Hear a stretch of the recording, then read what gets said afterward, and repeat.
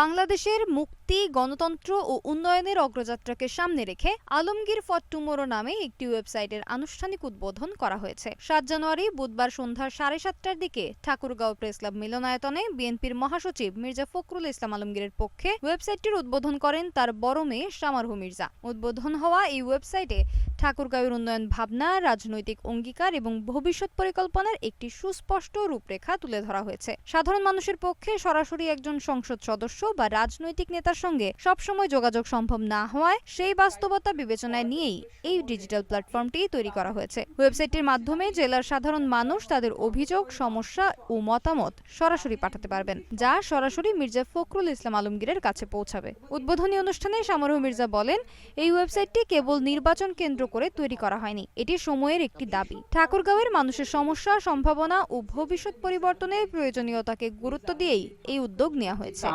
সেগুলি লেখা হয়েছে এবং ইম্পর্টেন্ট যে দিকটি আছে ওয়েবসাইটে সেটা হচ্ছে ঠাকুরগাঁওয়ের মানুষ এই ওয়েবসাইটে একটি ফর্ম ফিল আপ করে তার সমস্যার কথা বলতে পারে এবং এই সমস্যাটি সরাসরি মির্জা আলমগীরের কানে যাবে।